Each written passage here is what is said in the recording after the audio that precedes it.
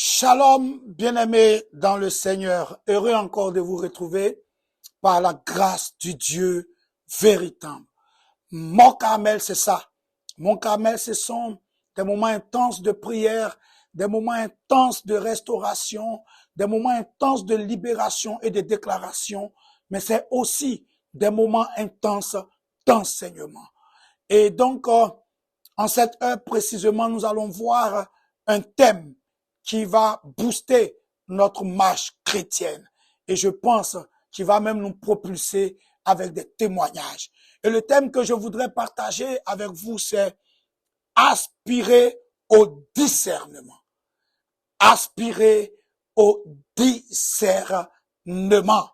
Et par rapport à ce thème-là, je vais toucher 5 éléments fondamentaux, 5 niveaux de discernement pour une marche victorieuse.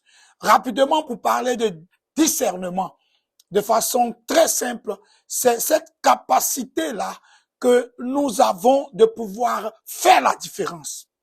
Capacité que nous avons de pouvoir faire la différence entre deux choses ou entre plusieurs choses. C'est ce que je peux donner comme une définition très simple afin d'avancer, avant de foncer, avant d'évoluer. Donc, 5 niveaux de discernement pour une marche victorieuse. Le premier niveau déjà, c'est ce que je vais appeler le discernement par expérience. Le discernement par expérience. Le discernement par le vécu. Sur la base des données logiques. La Bible nous dit ceci en 1 Corinthiens, le chapitre 11, le verset 14, et nous lisons: la nature elle-même ne vous enseigne-t-elle pas que c'est une honte pour l'homme de porter de longs cheveux? C'est un exemple. Ce que nous retenons ici, c'est la nature elle-même ne vous enseigne-t-elle pas? Donc, la nature a la capacité d'enseigner. L'expérience nous enseigne. Bien-aimé, si tu as été mordu par un serpent, si demain tu vois un serpent, automatiquement, il y a un réflexe naturel qui se manifeste dans ta vie. Tu as dans ton esprit, c'est un élément dangereux, c'est un animal dangereux. Je dois pouvoir faire attention. Donc là, tu as un discernement par le vécu. Tu as un discernement par expérience. Et donc l'âge nous donne l'expérience. Quand un père ou une mère donne des conseils à son enfant, c'est sur la base du vécu, des expériences, des actions qui ont été menées dans le passé, des conclusions qui ont été tirées. Et tout le monde a logiquement cette capacité-là de discerner sur la base de la logique, sur la base de ce qui est arrivé. Bien-aimé, dans le Seigneur, en Jean, le chapitre 1, il y a un échange qui se passe entre Nathanaël et Philippe. Et donc, Philippe lui dit, OK, que le roi là, le Seigneur, il vient de Nazareth. Et lui, Nathanaël répond, peut-il venir quelque chose de bon, quelque chose de bien, quelque chose de glorieux de Nazareth? Pourquoi cette déclaration? Cette déclaration est faite sur la base d'un vécu. Ils ont l'information. Ils ont l'expérience. Il a, on va dire, l'histoire avec lui. Il a le passé avec lui qui lui permet de savoir que de Nazareth, quelque chose de bon ne peut pas sortir. Nous sommes en Jean, le chapitre 1, le verset 42. Donc, bien aimé, ce type d'expérience, pour être simple, tout le monde l'a. Ce type de discernement, tout le monde l'a. Et c'est ce qui va tourner en conseil qu'un aîné peut donner à un cadet ou un plus jeune. Un professeur peut donner, on va dire simplement, des informations sur la base des choses passées. Premier niveau de discernement. Tout le monde l'a. Mais ce niveau de discernement est limité. Il peut être limité parce que ton expérience passée n'est pas forcément la vérité. Voilà, ton expérience passée n'est pas forcément la vérité, n'est pas toute la vérité. Et c'est ce que nous devons comprendre à ce niveau précis-là. Donc ne tape pas ta poitrine pour dire, tu sais, j'ai beaucoup d'expérience, j'ai beaucoup vécu. Et donc moi, tout ce que je dis là, tu ne peux pas contester, tu ne peux pas discuter. C'est à moitié, c'est en partie vrai. Parce que ce ne sont pas toutes les expériences qui reflètent, qui révèlent, qui font ressortir la vérité. Regardons en Luc, le chapitre 5, versets 1 à 4, nous prenons nos Bibles. Luc chapitre 5, versets 1 à 4, nous parlons du premier niveau de discernement, c'est-à-dire basé sur la logique, sur l'expérience vécue. Et j'ai dit tantôt que cela est une bonne chose parce que la nature enseigne. Cela est une bonne chose parce qu'on peut acquérir de l'expérience par-ci, par-là. Mais nous devons comprendre que cette capacité de discerner est limitée. Elle est limitée. Luc chapitre 5, verset 1 à 4, et nous lisons.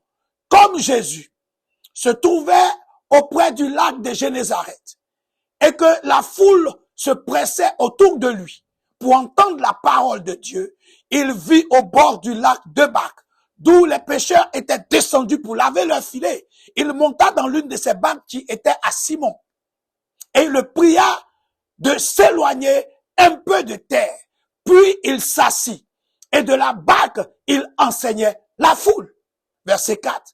Lorsqu'il eut cessé de parler, il dit à Simon, avance en pleine eau. Avance en pleine eau et jetez vos filets pour pêcher. Regardez le verset 5.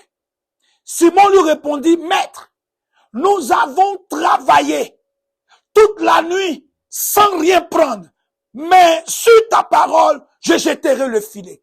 Nous avons utilisé notre expérience. Nous avons utilisé notre expertise. Nous sommes des pêcheurs professionnels. Nous sommes dans cette histoire depuis notre enfance et nous savons que c'est la nuit qu'on entre, qu'on s'engage dans ce combat. C'est la nuit qu'on rentre en scène. C'est la nuit qu'on jette le filet. C'est la nuit qu'on va pour pêcher. Mais il dit, nous avons fait appel à toute notre expérience et nous n'avons rien trouvé. Mais sur ta parole, je fais taire donc mes expériences, je fais taire donc mon vécu, mon histoire, mes analyses, mes stratégies. Mais sur ta parole, je jetterai le filet. Alléluia. Bien-aimés, nos expériences peuvent être limitées. Et nous devons comprendre qu'il y a un autre niveau de discernement. Et donc ce passage-là nous permet d'introduire automatiquement le deuxième point. Après le discernement sur la base de la logique et du vécu. J'ai conclu pour dire que cela peut être limité. Et donc si cela est limité, il y a encore d'autres formes de discernement, plus accrues et on va dire plus efficaces, certainement que ton expérience et ton vécu. Deuxième point de discernement, le discernement par le renouvellement de l'intelligence. Le discernement par le renouvellement de l'intelligence. Romains 12, le verset 1 à 2 sera notre passage de base dans ce point. Romains 12, verset 1 à 2, nous ouvrons nos Bibles. Et c'est parti pour la lecture.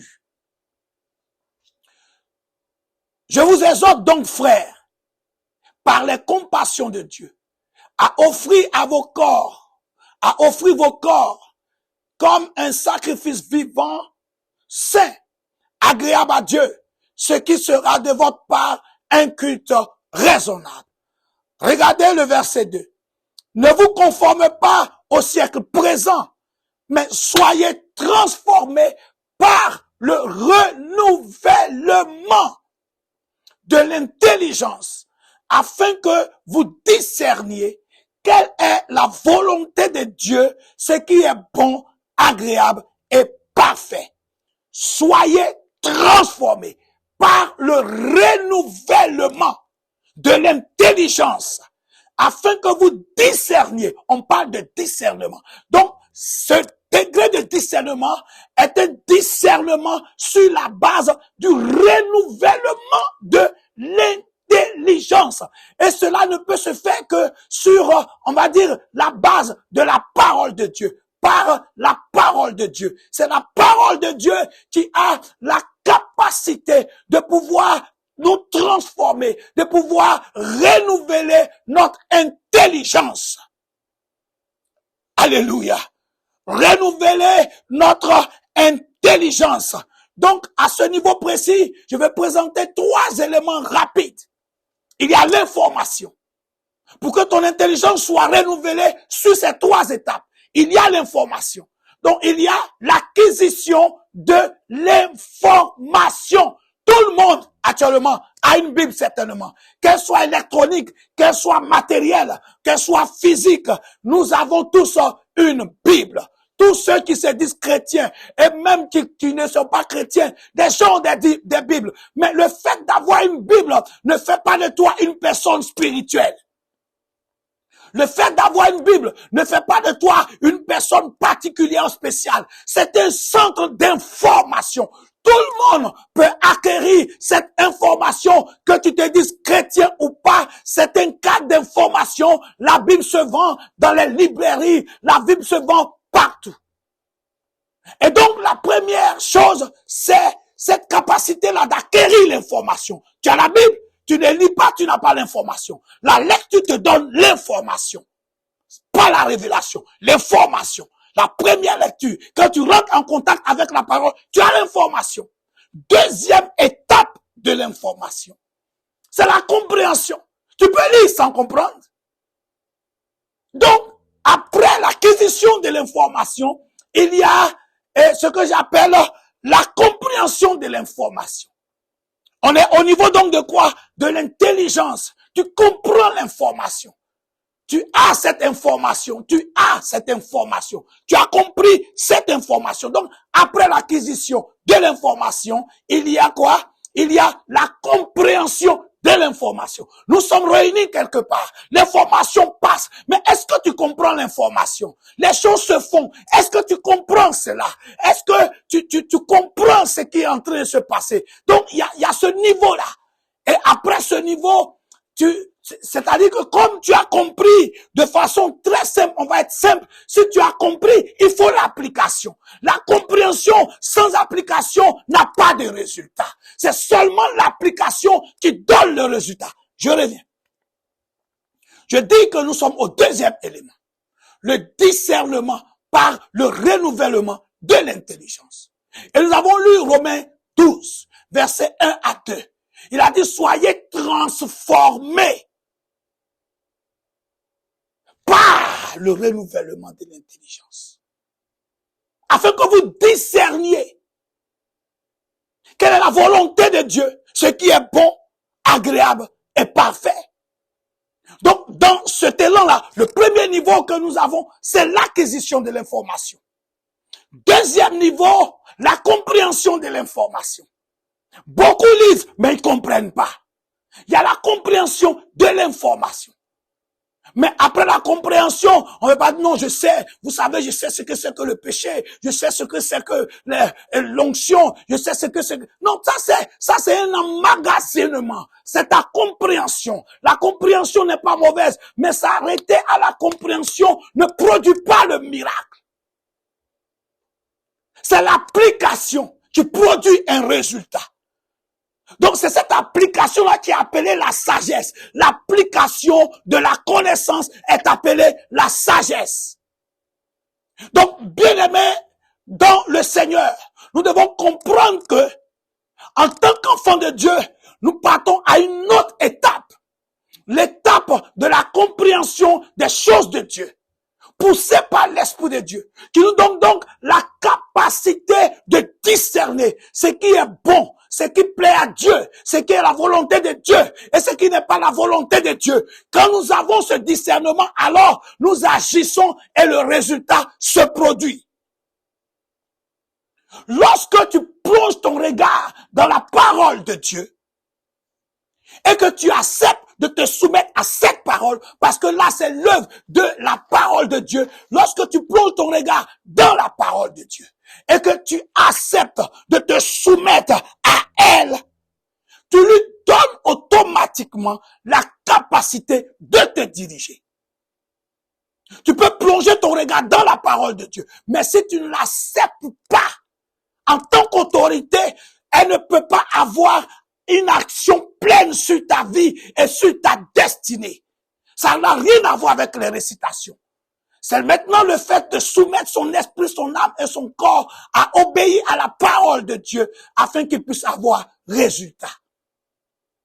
Quand nous prenons la Bible, tranquillement, dans le livre d'Hébreux, le chapitre 4, le verset 12, que je vous invite à prendre. Hébreux, le chapitre 4, le verset 12, simplement. Hébreux 4, verset 12. Merveilleux et puissant passage que nous lisons maintenant. Car la parole de Dieu est vivante et efficace, plus tranchante qu'une épée quelconque, à deux tranchants, pénétrante jusqu'à partager âme et esprit, jointure et moelle. Elle juge les sentiments et les pensées du cœur. Elle juge les sentiments et les pensées du cœur. La parole de Dieu a la capacité de juger tes sentiments afin que tu saches que ce que je suis en train de faire là, Dieu n'est pas dedans, il n'est pas d'accord. Et puis à partir de ce moment, tu te détournes. Ou bien quand tu dévies, ton âme n'est pas en paix. Tu n'es pas tranquille. Tu peux pas dormir parce que tu sais que tu n'es pas sur la ligne de ton Dieu. Et donc il faut revenir. Tout cela se fait sur la base de la connaissance, de la compréhension et de l'action de la parole de Dieu dans nos vies. Elle juge les sentiments, ce que les gens ne voient pas. Devant les gens, tu peux dire que tu es grand, que tu es fort, rempli de paroles et d'orgueil. Mais quand tu te retrouves seul, tu sais que tu es vide, tu sais que tu es en porte-à-faux avec Dieu. Donc tu es terrorisé par la parole de Dieu. À partir du moment où la parole de Dieu devient ton autorité, alors tu peux te soumettre à elle. Quand nous prenons la parole de Dieu dans l'hymne à la parole de Dieu, le psaume 119, avec plus de versets. Il est dit déjà dans le psaume 119, verset 105. Ta parole, quoi, est une lampe à mes pieds. Elle fait quoi?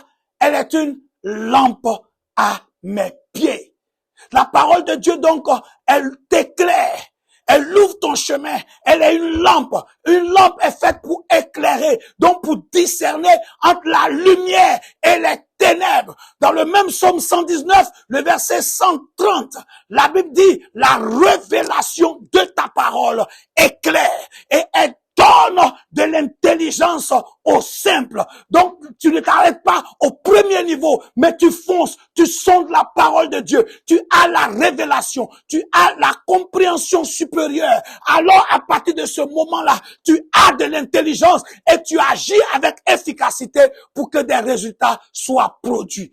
Deuxième capacité ou deuxième niveau de discernement, le discernement sur la base de la parole de Dieu, chargé de renouveler notre intelligence. Bien-aimé, si ton intelligence n'est pas renouvelée, tu ne peux pas réellement être un enfant de Dieu. Si la parole de Dieu n'est pas autorité sur ta vie, il y a problème dans ta marche. Bien-aimé, ce sont des choses essentielles que nous devons comprendre afin d'être épanouis. Nous pouvons prier. Il y a des gens qui prient sans compréhension. Il y a des gens qui prient par imitation. Il y a des gens qui prient même eux-mêmes pour faire plaisir aux autres. Non! La prière, par exemple, n'est pas une attitude religieuse, mais déjà tu dois comprendre que la prière est le cadre au travers lequel tu invites Dieu à agir en ta faveur. C'est le centre de ta communion, le centre de ta communication, l'élément fondamental de la communication entre Dieu et toi depuis la chute au jardin d'Éden. Donc quand tu as cette compréhension-là et que tu aimes Dieu, tu ne peux pas t'arrêter de prier. C'est pour cela que l'apôtre Paul va parler aux Thessaloniciens et il va dire, priez sans cesse. Soyez dans cette atmosphère de prière. Et quand tu comprends cela, tu avances, tu agis et les résultats sont là. Alléluia. Deuxième niveau. Nous arrivons au troisième niveau de discernement. Après le niveau du discernement par le renouvellement de l'intelligence sur la base de la parole de Dieu. Troisième niveau de discernement. Le discernement, n'oubliez pas, j'ai déjà donné la définition, la capacité de faire quoi? De déceler, de faire la différence entre deux ou plusieurs choses. Ok. Le discernement maintenant en tant qu'application de la sagesse divine. Discernement en tant qu'application de la sagesse divine. Donc, cette sagesse divine-là est automatiquement une capacité divine. Donc, une capacité donnée par Dieu. Elle est au-dessus de la sagesse humaine. Afin de pouvoir dénouer les situations critiques, les situations dangereuses, les situations difficiles. C'est cette sagesse-là que Salomon a demandé au Seigneur. Ce n'était pas une sagesse de premier niveau, mais il voulait avoir cette capacité divine de pouvoir gérer, dénouer les circonstances et les situations les plus difficiles qui pourraient se présenter afin de gérer le peuple sur lequel il était établi. C'est quelque chose auquel nous devons tous aspirer parce qu'il l'a eu par la prière. Salomon l'a eu par la prière. Et donc, un enfant de Dieu doit aussi pouvoir prier pour dire, Seigneur, j'ai besoin de ta sagesse afin de pouvoir gérer mes entreprises. J'ai besoin de ta sagesse. Gérer ma vie, ma famille, ma structure, l'église. J'ai besoin de la sagesse qui vient de toi pour dénouer les situations les plus critiques et les plus profondes qui pourraient se présenter au devant de moi. En 1 Roi, le chapitre 3, versets 4 à 5, il fait cette prière à Gabaon. Et quand il finit de faire cette prière, l'Éternel commence à se manifester de façon vraiment puissante et de façon glorieuse. Alors tout le monde commence à entendre parler de Salomon et une dame appelée la reine de Séba. D'autres versions diront Saba. La reine de Séba, elle va se lever. Elle va chercher à aller même éprouver cette sagesse-là divine qui a été donnée à Salomon. Et elle va conclure pour reconnaître cette sagesse spéciale, cette sagesse particulière, cette sagesse qui vient vraiment du trône de Dieu. Et nous avons besoin de cela. Tu peux prier, bien-aimé, mais tu vas être confronté à des situations face auxquelles tu peux être bloqué. Tu as besoin de cette sagesse-là. Tu peux lire la parole de Dieu, mais tu as besoin de cette sagesse. Cette sagesse s'acquiert dans un désir profond, dans la présence de Dieu, dans ta communion avec Dieu, dans ton intimité avec Dieu, afin que les situations soient décantées de façon miraculeuse, parce que Dieu t'aurait donné cette sagesse-là. On a le cas, dès qu'il prie, dans le même 1 Roi, chapitre 3, au verset 16, 2 femmes prostituées viennent au devant de lui, avec un cas difficile. L'enfant meurt. L'autre vole l'enfant. Et là, le roi s'arrête et puis il dit, bon, avec toute cette discussion, envoyons une épée et qu'on divise l'enfant en deux et puis on puisse simplement séparer. Celle donc qui a son enfant qui est mort et qui n'a rien à perdre, qui est même en même temps une missionnaire et qui veut que cet enfant-là aussi meure, cette dame-là dit, oui, il n'y a pas de problème. Alors, par cette sagesse-là de cette question, il décèle que celle qui a dit donnez-lui l'enfant, c'est celle-là qui était réellement la mère de l'enfant. Il décante la situation. Sagesse divine. Ma prière pour toi, c'est qu'au sorti de mon camel, tu aies cette sagesse divine pour gérer tout ce qui est autour de toi par la grâce de Dieu. Quatrième type de discernement. Voilà. Quatrième type de discernement. Je veux qu'on prête attention sérieusement à ce quatrième type-là encore, il est très important aussi, comme les autres. Le discernement des temps et des saisons.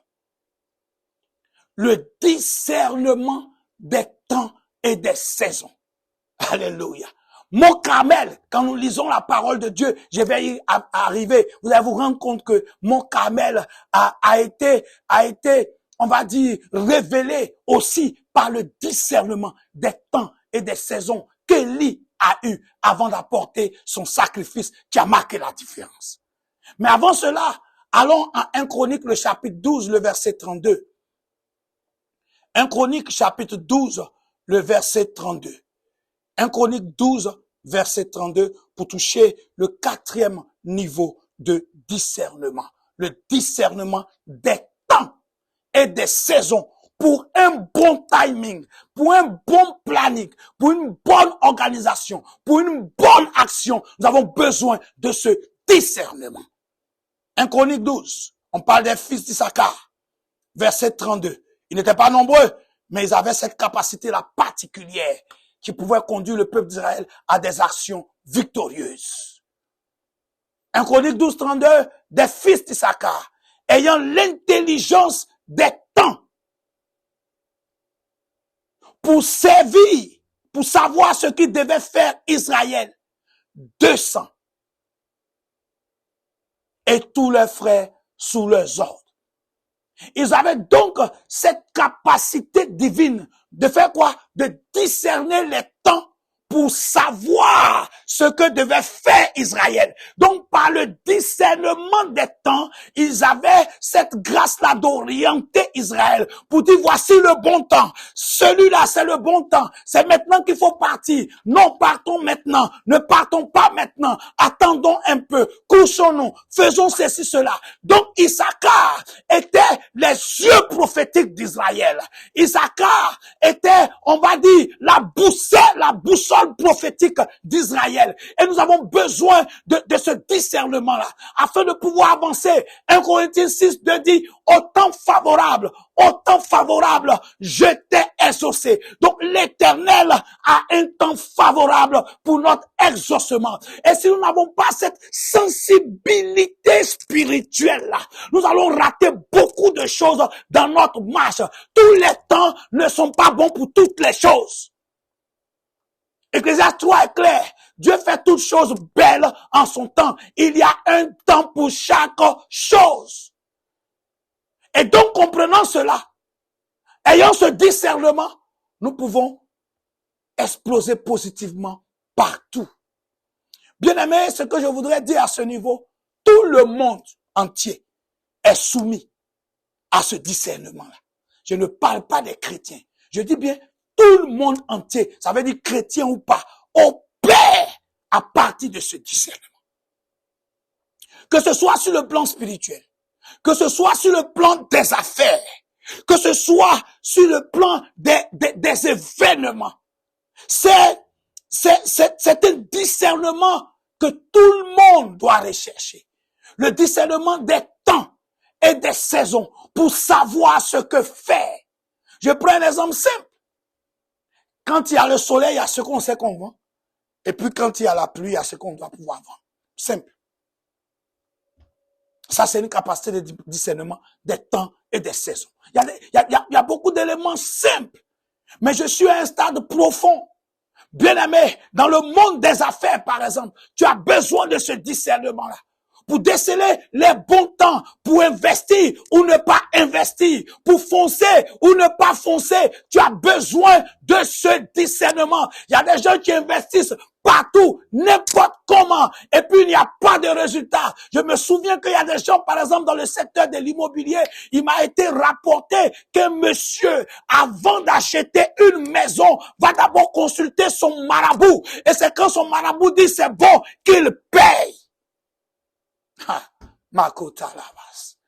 Bien-aimés, nous devons comprendre l'atmosphère spirituelle dans laquelle on se trouve pour faire telle commerce, pour faire telle chose. Les gens de ce monde-là, malheureusement, sont plus attachés à recevoir ce discernement que les chrétiens qui se lèvent et qui vivent dans un désordre. Bien-aimés, la liberté n'est pas le libertinage.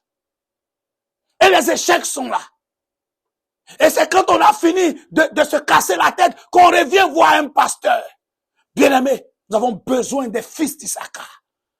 On a besoin des gens qui ont la capacité de discerner l'intelligence pour savoir ce qui doit être fait.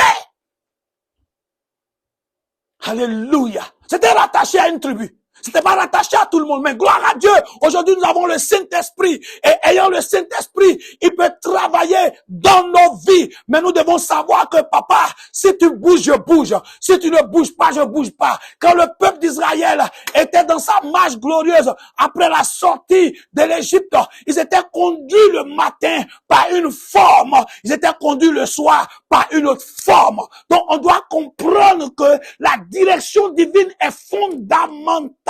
Le discernement des temps et des saisons est important pour notre épanouissement. Je vais donner 5 exemples rapidement. Les rois mages ont pu savoir, ont pu discerner le temps opportun, approprié pour venir adorer Jésus. Les rois mages, discernement. Par les étoiles, ils ont su que le roi des Juifs venait de naître et ils sont allés pour adorer. Et ils avaient cette connexion, donc s'ils n'avaient pas ce discernement, qu'est-ce qui allait arriver? Ils allaient perdre la grâce qui était rattachée à ce jour-là. Mais les soi-disant prophètes et les gens d'Israël, ils ronflaient. Ils n'avaient pas le discernement des temps et des saisons. Donc, ils ont perdu cette grâce des prémices dans la vie de Jésus-Christ de Nazareth. Ce sont les rois mages qui sont venus récupérer cela. Bien-aimé, tu as mon Carmel. Peut-être que tu penses que tu es venu parce que les gens ont demandé à ce que tu viennes. Non, non, non, non, non, non. Tu dois avoir la capacité de savoir que c'est un temps de victoire. C'est un temps de bénédiction. C'est un temps où l'Éternel lui-même t'a donné rendez-vous afin de te visiter. Donc, si tu es venu t'amuser, tu ne verras rien. Mais si tu prends tous les temps, tous les moments, de façon sérieuse, tu vas voir que tu vas rendre témoignage. Parce que c'est pour cela que Dieu nous a mis ensemble. Et comment vois-tu ce temps-là? Carmel était un temps opportun pour la libération du peuple d'Israël. Les rois mages ont pu avoir ce discernement. On est en Matthieu 2, versets 1 à 2. Aman, et lui, il n'était pas chrétien, mais c'était un être spirituel. Pour pouvoir détruire les Juifs, il allait consulter, on en Esther le chapitre 3. Il a consulté tous les jours des 12 mois de l'année pour savoir le moment opportun pour exterminer Israël.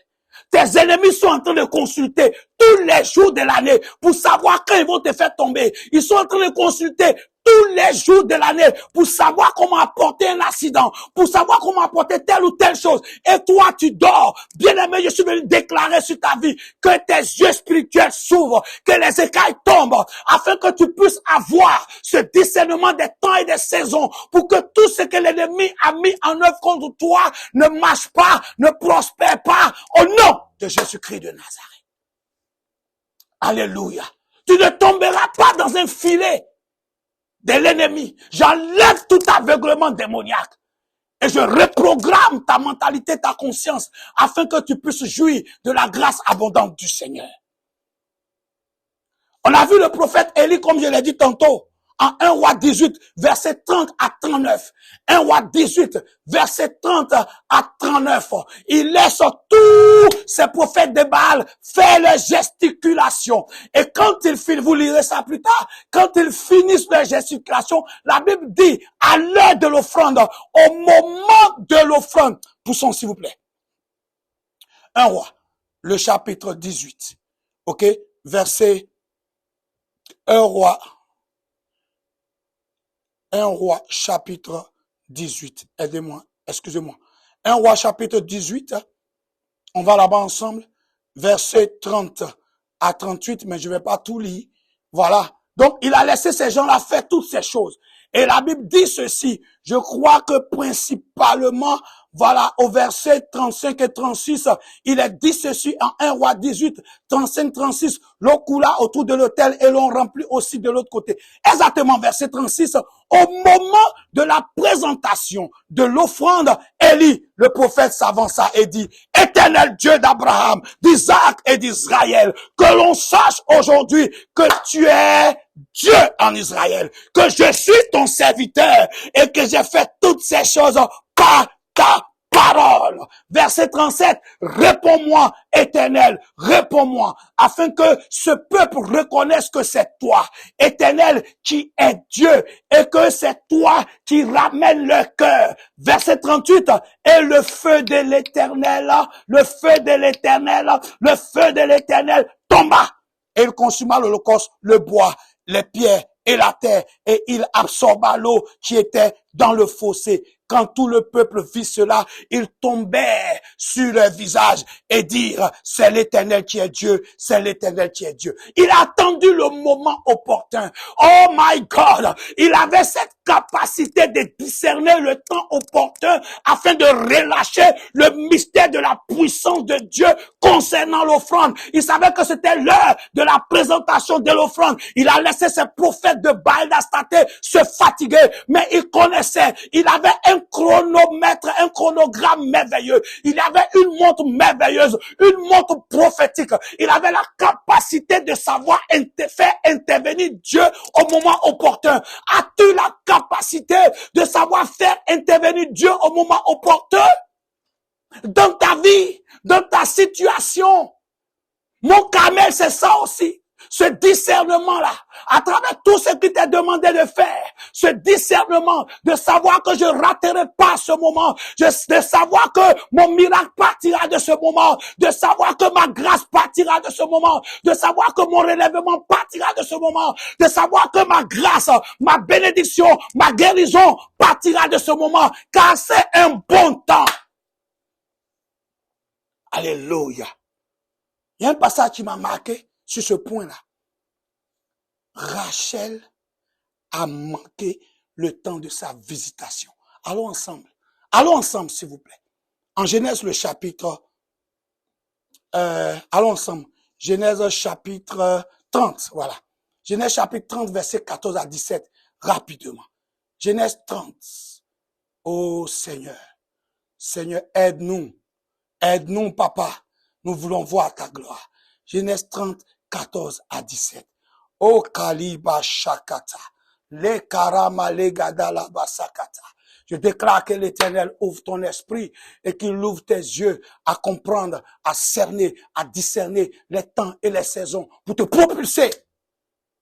Le discernement des temps et des saisons peut te propulser. Ça fait de toi un expert. Quand tu parles, ça vient.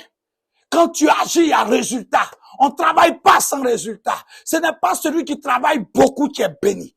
Mais c'est celui-là qui agit avec sagesse, avec discernement, qui voit les résultats. C'est pas le lourd travail. C'est pas ça qui bénit. Ce qui bénit, c'est un ensemble de facteurs qu'il faut comprendre. Il y a des gens qui disent, je travaille beaucoup, je suis essoufflé, je comprends pas, il n'y a pas de résultats. Discernement des temps et des saisons, sagesse divine, discernement que l'Éternel t'apporte afin de marquer la différence. Et je déclare que tu marqueras la différence. Regardez ce passage de Genèse, le chapitre 30, 14 à 17. Ce passage-là m'a marqué, m'a touché. Et je veux partager cette révélation avec toi. Il s'agit de qui? Jacob arrive dans la famille de son oncle Laban, qui lui fait la proposition de marier sa fille Rachel. Il travaille cette année. Quand il finit, ce dernier-là, par la ruse, par la malice, lui présente plutôt Léa que Rachel. Donc, il prend Léa. Après une semaine, il lui donne Rachel. Donc, il doit travailler cette année encore pour avoir. Donc, il paye la dot de Rachel. Il prend Rachel à crédit, en fait. Le travail qu'il fait, c'est pour Léa. Mais pour Rachel, il apprend à crédit. Donc, il apprend d'abord et puis il paye la dot. Masukata, je déclare que tu ne sois pas épousé à crédit. Je déclare que tu ne sois pas prise à crédit. J'arrête tout système de crédit sur ta vie, sur ta tête, sur tes entreprises au nom de Jésus parce que tu mérites mieux que cela. Alors, le couple commence à vivre. C'est-à-dire le couple polygame commence à vivre. Et donc, voilà que Léa, qui n'était pas aimée, commence à faire les enfants. 1, 2, 3. Elle fait Ruben. Après Ruben, je crois, elle fait le deuxième. Après le deuxième, elle fait le troisième qui est Lévi. Ainsi de suite. Rachel n'a pas encore d'enfant. Jusqu'à là, Rachel n'a pas encore d'enfant. Donc, elle intercède. Elle demande à son mari même de lui donner. Il dit, mais suis-je Dieu pour te donner des enfants? Suivez bien maintenant ce passage. Ruben, Genèse 30, verset 14 à 17. Ruben sortit au temps de la moisson des blés et trouva des mandragores dans les champs. Et il les apporta à Léa, sa mère. Alors Rachel dit à Léa, donne-moi, je te prie, des mandragores de ton fils. C'est Rachel qui parle à Léa. Elle n'a pas d'enfant. Donc l'enfant de Léa va récupérer des choses, elle en veut. Regardez ce qui se passe au verset 15. Elle lui répondit, Léa répond à Rachel, sa petite sœur. Est-ce que tu aies pris mon mari? Ça, c'est une autre analyse, on n'en parle pas aujourd'hui. Est-ce que tu aies pris mon mari pour que tu prennes aussi les mandragores de mon fils? Et Rachel dit, eh bien, il couchera avec toi cette nuit pour les mandragores de ton fils. Faites attention. Eh bien, il couchera avec toi cette nuit pour les mandragores de ton fils. Allez-y avec moi dans la suite du passage. Le soir, verset 16. Comme Jacob revenait des champs, Léa sortit à sa rencontre et dit, c'est vers moi que tu viendras, car je t'ai acheté pour les mandragores de mon fils. Et il coucha avec elle cette nuit-là. Mais ça, il n'y a pas de problème, coucher avec sa femme cette nuit, il n'y a pas de problème. Regardez le 17. Dieu exauça Léa, qui devait enceinte et enfanta un 5e fils à Jacob. Et cela va s'enchaîner jusqu'au verset 22 avant que Rachel ne puisse avoir un enfant. Bien aimé, regardez, cette nuit-là où elle a prêté Léa à Jacob, Léa a eu un enfant. Léa est tombée enceinte. Rachel, par des paroles insouciantes, n'a pas pu discerner le temps de sa visitation. Elle a donné son enfantement à Léa. Elle a donné ses enfantements à Léa. Bien aimé dans le Seigneur, il y a beaucoup de personnes par insouciance, par négligence, qui perdent le temps opportun de leur bénédiction, le temps opportun de leur grâce, le temps opportun de leur visitation. Une parole simple, une parole insouciante, une parole qui, à la vérité, ne prêtait à rien, mais c'est une parole qui était profonde. Elle dit, il couchera avec toi pour les mandragores de ton fils.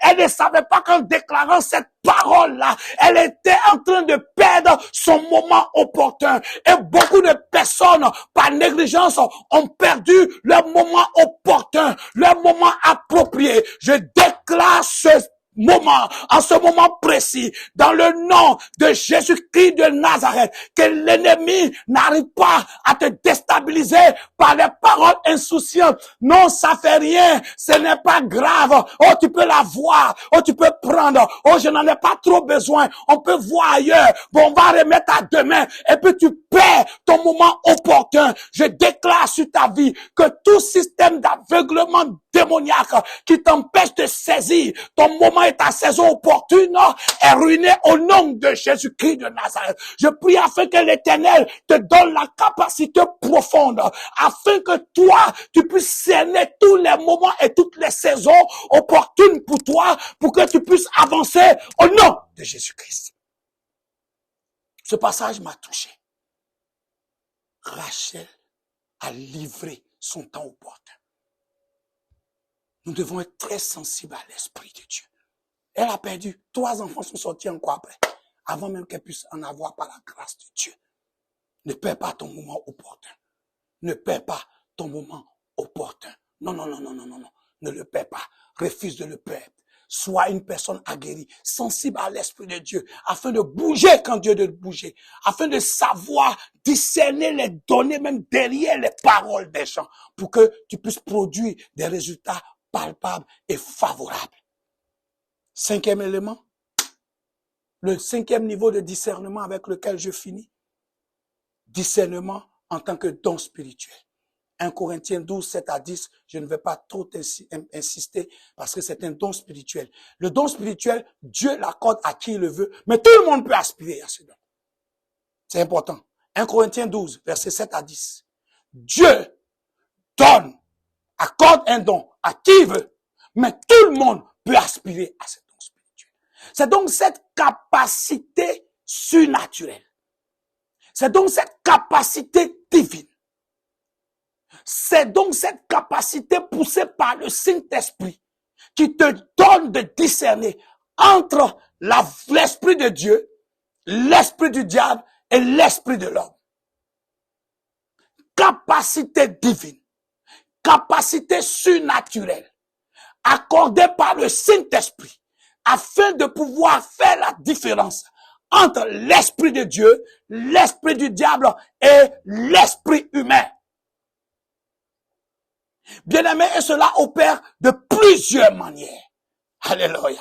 Cela opère de plusieurs manières, soit par la vue, soit par l'écoute, ou bien même par des arrangements divins. Je m'explique rapidement. Ce don-là se manifeste par la vue. Dieu peut montrer par une vision pendant que quelqu'un parle, que la personne ment, que la personne est hypocrite. Ça peut être écrit comme un tableau sur son front, menteur, hypocrite. Ça, ce sont des manifestations de ce don de discernement. Quelqu'un peut t'embrasser pour dire que, oh, mon frère, je t'aime, mon frère, sois béni. Et puis tu entends la voix de Dieu pour dire, c'est un hypocrite. Tout ça, c'est ce don de discernement qui est en pleine manifestation, où quelqu'un peut se cacher, mais par un arrangement divin. L'Éternel permet que tu puisses découvrir, tu puisses avoir l'information. Ça, c'est la manifestation du don de discernement. Des fois aussi, tu peux avoir, on va dire, un sentiment fort en toi. Pour savoir que tu ne dois pas aller et qu'il y a un danger. Un sentiment fort que tu ne peux pas expliquer. C'est aussi une autre manifestation de ce don-là, de discernement des esprits. J'ai dit, tout le monde ne l'a pas. Il se manifeste sous plusieurs angles, mais tu dois aspirer, tu peux aspirer et Dieu peut te visiter par rapport à cela. Voilà, bien-aimés dans le Seigneur, 5 niveaux. Je n'ai pas dit tous les niveaux, mais j'ai dit 5 niveaux de discernement pour une marche de victoire. Je voudrais finir en disant que Dieu te bénisse, que Dieu te donne le discernement, de discerner les œuvres et les actions de tes ennemis, soit par ton sommeil, ou pendant que tu marches, ou pendant que tu lis la Bible, mais que l'Éternel réveille la sensibilité spirituelle en toi, afin qu'au sortir de Mont Carmel, tu voies la gloire de Dieu se manifester dans ta vie. Que Dieu te donne le premier niveau, qui est le niveau de la logique, le niveau des expériences que nous vivons et tout cela, qui te donne le deuxième niveau, qui est le discernement par le renouvellement de l'intelligence à travers sa parole, une sagesse véritable, une action sur la connaissance de la parole de Dieu avec assurance, qui te donne le troisième niveau, le discernement en tant qu'application de la sagesse divine, qui était le manteau de Salomon, qui avait marqué la différence, et qui te donne quoi? Le quatrième niveau que nous avons touché, le discernement des temps et des saisons pour savoir ce que faire. Je déclare cela dans tes entreprises, ton foyer, ta famille, dans ton ministère, dans tout ce qui te concerne au nom de Jésus, afin que tout système d'exploitation de ta destinée s'arrête au nom de Jésus-Christ de Nazareth. Et qu'El Shaddai encore te donne pour finir le discernement en tant que don pour que tu marches avec assurance et que sa gloire soit manifestée sur ta vie. Que la paix du Seigneur soit ton partage, que sa faveur s'attache à toi et que je crois que tu continues avec la bénédiction du Seigneur. Amen, amen et amen.